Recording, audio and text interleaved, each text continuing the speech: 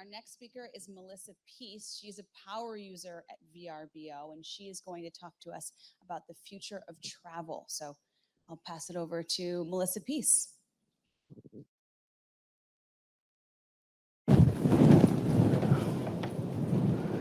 Hello, is my mic on? All right, great.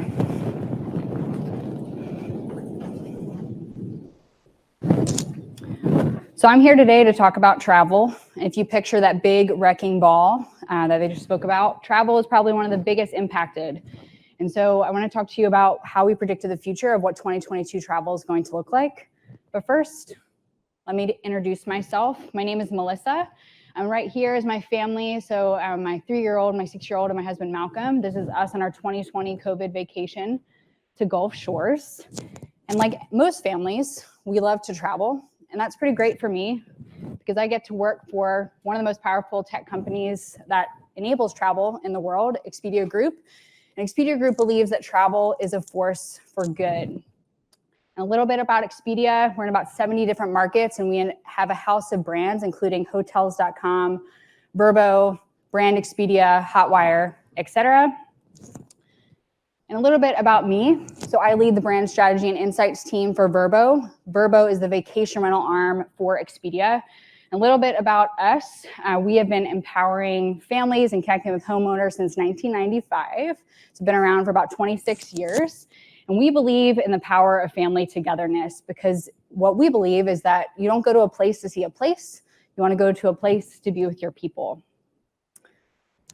But let's talk about travel last year, which is the big elephant in the room. As you can imagine, flights were impacted, VR was impacted, hotels were impacted. Some people say that travel was one of the biggest impacted industries in COVID, not only just in 2020, but all the way through 2021. And so needless to say, as I just mentioned, it was impacted. So I don't think I need to refresh you all a little bit about this, but I'm just going to read a few of these headlines just to give you back into the picture of what travel was like before we were all terrified of getting on a plane. How hard will the coronavirus hit the travel industry? There's no place like hometown for vacation. Pandemic travel habits may be hard to break. Travelers are flocking to Airbnb, VRBO, more than hotels during COVID-19 pandemic. But why? How 2020 and COVID-19 changed travel forever and what that means for you, and flights took a hit. So as a family travel brand, you can imagine that our industry was impacted by COVID. And that is basically what brings me here today. So as a lead on the global brand strategy team, I'm being charged with developing what is our plans for 2022. And as you can imagine, 2020 was pretty erratic. For example, we have to track all of our data since 2019 because we have absolutely zero baselines for 2020. So I reached out to our net-based insights team, to help us empower what our strategic planning is going to look like for 2022. And I really want to understand two different things. One is what the heck happened in 2021 so I can level set some baselines and look at some momentum of going into 2022, as well as help me predict what is 2022 going to look like, knowing I basically have zero baselines today. So I'm going to break this down by these two different buckets. One, what was travel like in 2021? And then two, what are we predicting for 2022? But first, I need to cover off the really boring but important stuff, the methodology. The data sources we looked at were Twitter, hat tip. I love Twitter for NetBase. You get so much great stuff. Facebook, Instagram, and forums. The time period was year to date of 2021, and you'll notice it's October through October, mainly because January to Feb was a wash, and 2020 was pretty erratic. The search queries was family travel terms, brand terms, and audiences. We filtered by original posts. We excluded ads, promotions. And we looked at global English for deep dive reporting, but two of our biggest VR brands are in France and Germany. So we also looked at this in French and German. So first off, how do families feel about travel? Well, they hate each other and they don't want to travel for the rest of the year. Just kidding. They're cautiously optimistic. So first off, families want meaningful time together. Despite being together 24/7, and I can just speak to the fact of having 2 young kids and trying to work full time, that is a lot of time together. But families want more of it, and they want it to be meaningful. In fact, the terms meaningful interaction encompass 4% of all family conversation. And 4% might seem like a little bit, but if you think of all conversation with families on Twitter and the terms are meaningful interaction or housed together, that's actually a lot. So if you think about the amount of time that we've spent on tech, the amount of time that we've spent together, we want that time not just to be together, but to be meaningful together. And also with the terms trappings of tech and guilt, you can see this nice quote here to the right. I don't have to read it to you, you can read it for yourself. But in summary, a year and a half lived through Zoom, through Teams, through any tool you decide to use has made all of us just want some meaningful time together.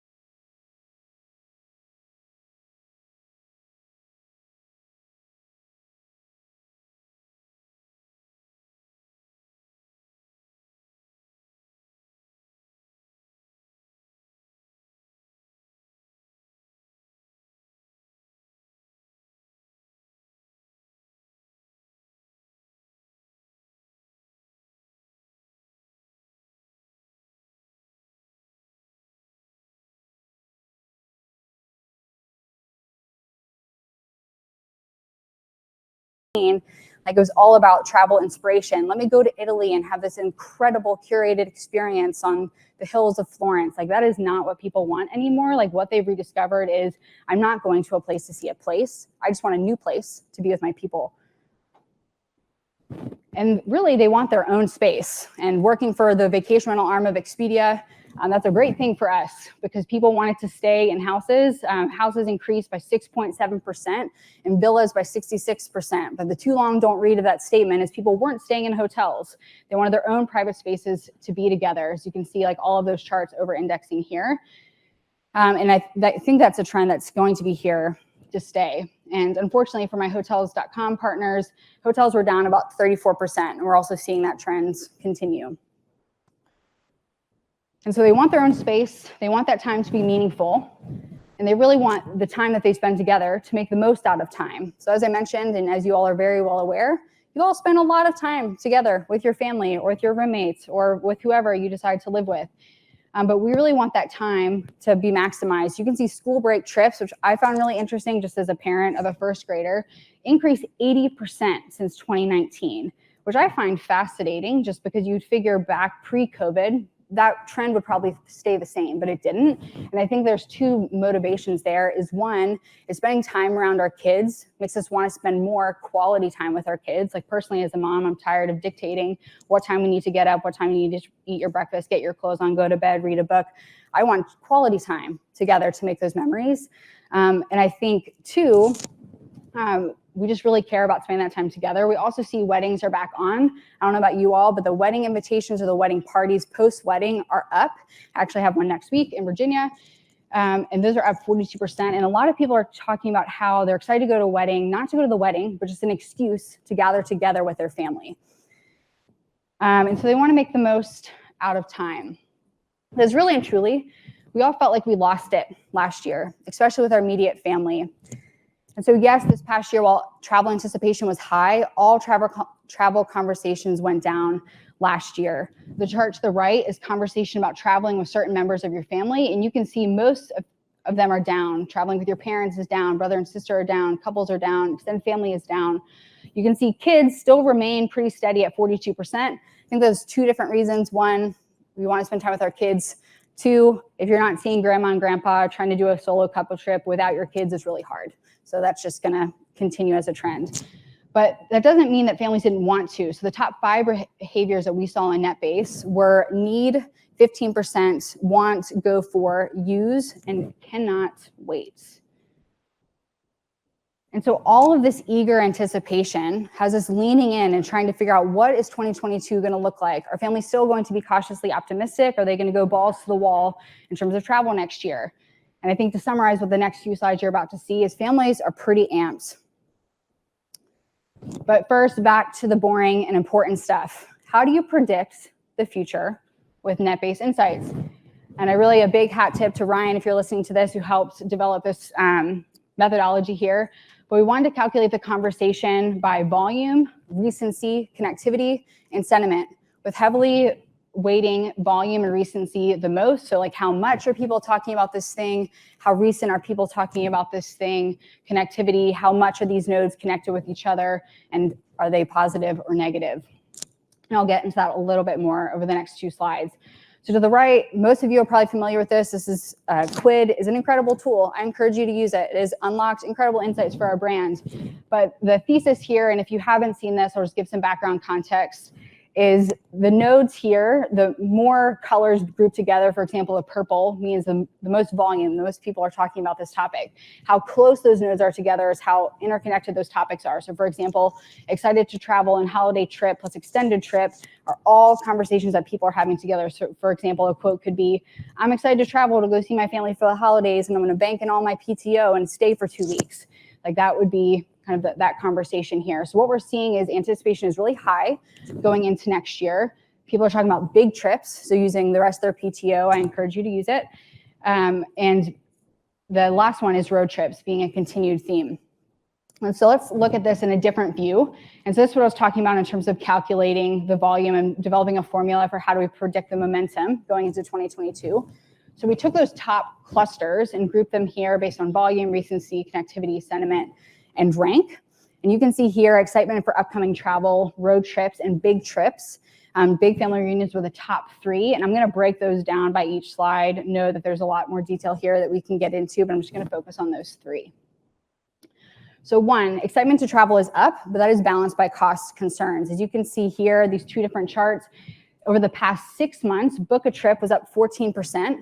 But that is balanced, heavily balanced by 126% conversation uptick during the same time period of people talking about concerns about cost, meaning that most likely this is indicating a trend that there will continue to be unmet travel demand into next year. The next one is, yes, road trips. This will continue to be a thing, not only domestically, but also internationally. And I'm going to read this quote to you just because this makes me really excited and inspired me for a trip with my kids. So, hi everyone, we're planning for a 32-day European road trip, family of 4 for next year in June, July. Our plan is to start from Barcelona and fly back from Geneva, Switzerland. The itinerary we're thinking of is, so road trips not only are 10% of total conversation, but over the past 6 months, we've seen a 112% increase of family road trips abroad. And if you think about the logistics of that as a mom of a 7-year-old and a 3-year-old, that makes me want to cry. But people are doing it, and they're ready to really make those memories with their kids and go out and see new places. And the last one is big family reunions, especially over the holidays. So we have seen a 26% increase over the past 6 months of people not just having family reunions of, I can't wait to see my mom, I'm going to see my brother after a year and a half apart. This is like, I'm going to go see 100 of my family members. We're going to throw a big, bad family reunion for the holidays. And we're also seeing that start to go up in mentions of big and huge trending over time. So we also anticipate that's going to be a trend moving forward. So this was just a taste of everything we got. As you all well know, with using NetBase, I feel like once you crack open that nut, you can continue going down as far as humanly possible. So there's a lot of things here that we plan on taking and moving forward. But the 3 themes of what I'm going to recap today is 1, family togetherness. That is going to be a key motivation to travel moving forward in the new year. So not necessarily, I have been stuck in Austin, Texas for entirely too long. I need to go abroad. I need to go to Europe. I don't think that's going to be a thing. Maybe. I think the biggest thing is I haven't seen my mom for a year and a half and I want to go see her. So I'm going to spend that extra time at home. Or I want to go take a trip with my family and all of us going together. The second, as I just hit on, is family travel now. I'm continuing to elevate those beach and road trip conversations are going to be pretty key. As I mentioned, they're up a total of 10%. And then family travel future is families are eager to travel together. And however, affordability is top of mind. So something for us is how do we continue to drive forward family travel conversations while also making sure and speaking to the fact that costs are very much top of mind for most people who are booking travel. So what does that mean for us? We're going to be taking these 2022 insights, not only for brand VRBO, but also through brand Expedia, Hotwire, Hotels.com, et cetera. What does that mean for you? I encourage you to go book your next trip with your people. Thank you.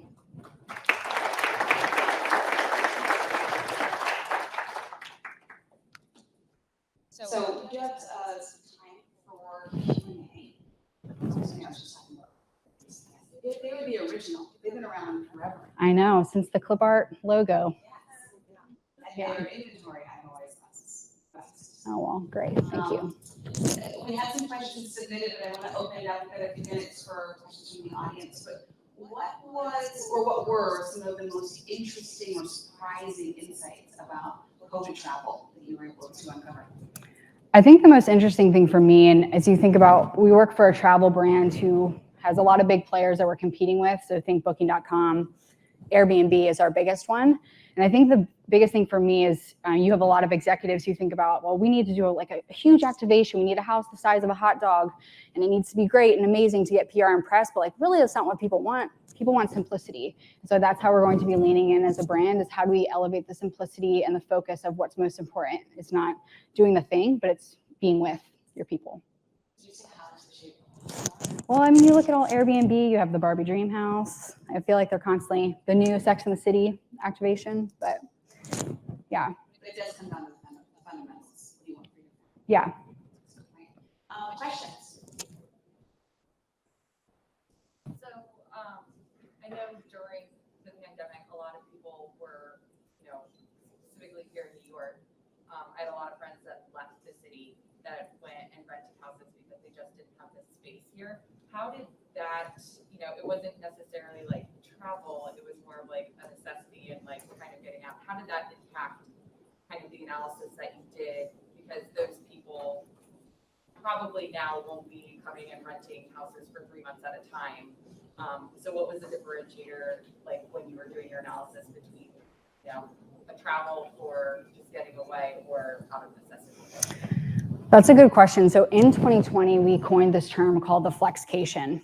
And so like how people were choosing to travel, and I'll just like use a focus group of one for myself, is like, I can't stand to be in my four walls anymore. Like I need a new place. So people were booking 3 months at a time to do a flexcation. So I'm going to work during the week, or I'm going to work during nap times, I'm going to work during this particular time. So you were seeing that, but I think it did two things. One is it showed the value of staying in a larger space. Like previously, like I think families over-index in hotels. And I don't know if you've ever stayed in a hotel with 2 young kids, but it's impossible. You have to go to bed at 7:30. You don't get to watch movies. Nobody sleeps. And so that over-index showing the preference for VR has gone up. But now looking ahead of families don't necessarily want to bring their work with them anymore. That was during a time. So what we're seeing is I actually want to go on vacation and actually disconnect rather than feeling the need to work at every spare moment. Great question. Any other questions for Melissa? So obviously phenomenal work that was done here. I'm curious if you had to take dedicated to social analytics, or did you have to train for traditional data analysts to start thinking differently? And I guess it's a two-part question. Did you have to shift your organization to understand the value of this data and put resources behind it? So many great questions, and it's a loaded question. So I will be honest with you, leveraging NetBase, especially over the past year and a half, as a team of one. So when I started with NetBase, it was because I worked for the VRBO brand and we didn't have a brand strategy team. I was the hire that built that team. And so with that, we needed insights. So like not only internally did I have to justify to VRBO executives that brand is important, as you can probably tell, that has been amplified over the past 3 years, but also like we not only need a source that gets us insights that we can use in real time to develop really tight strategic brand briefs, but then two, the power of these insights. So I will say my answer to that is multifold. Right now I'm building out that team. For a long time it's been me, and really leaning on the NetBase team to help me in terms of time to run those analysis. But now I've proven that investment internally, and so we're not only looking at using it for VRBO, but how does this NetBase become an Expedia-wide tool, and how do we build out the teams to be able to actually use the tool as powerfully as we need it to? Because as a team of one, literally don't have the time. So it's getting there. I think slowly but surely we've kind of proved that fact, as well as to the point of the Twitter, like focus groups take a long time and you can't really pivot. And so NetBase has been an integral tool, especially for our campaign and creative briefs. You're welcome. Any other questions for Melissa? Hey, great presentation, by the way. Thank you. I'm gonna say two questions. How did you stay competitive with Airbnb? And was there any pricing disruption? Well, so I will say Airbnb has been the biggest player in this space probably since 2013. So in terms of like staying competitive at Airbnb, I think my answer to that question is multifold. One is Airbnb is all about a place to see a place. If you look at Airbnb's whole brand strategy, it's the whole thing about I'm going to go to Florence, I'm going to book this incredible place who's going to teach me how to make pasta handmade, and it's all about like your Instagram face versus like where we're leaning in is like if you think about the two horse images, we're the horse image to the right. Like we want you to be yourself on a place for in terms of your family. And so with that, I think how we stay competitive with Airbnb is we have a really tight differentiated strategy. We are not trying to be Airbnb, nor do we want to be. And then two, pricing. I mean, we definitely have to stay competitive there, but also keeping in mind we have 0 shared spaces. So like we have 100% whole homes, which means our prices tend to be a little bit more elevated than Airbnb, just in our use case and our target audience is a little bit different. We have time for one more. Yes, I think I heard this right, but you mentioned that the hotel partners were going down, cutting down. Did I hear you right? Yep. So what's your strategy about that? So VRBO right now is, I mean, if you can probably see that our latest Expedia earnings announcement, VRBO is continuing to carry the Expedia Group brand. And so I think what we're trying to do there is multifold is Expedia is becoming a very brand-led organization. And so in terms of inventory for hotels is down naturally in COVID. Like we couldn't help that. Like no matter what strategy we did, people don't want to stay in a hotel, especially for our target demographic. So what we are trying to do is what is the use case for using a hotel? What is the use case using a hotel for 2021, especially as business travel starts to pick back up, as people start developing more of those use cases. So what we're trying to do right now is how do we develop a super tight brand strategy to make sure that we're differentiating the use cases of what brand within the Expedia portfolio you use and when. All right. We get a round of applause for Melissa.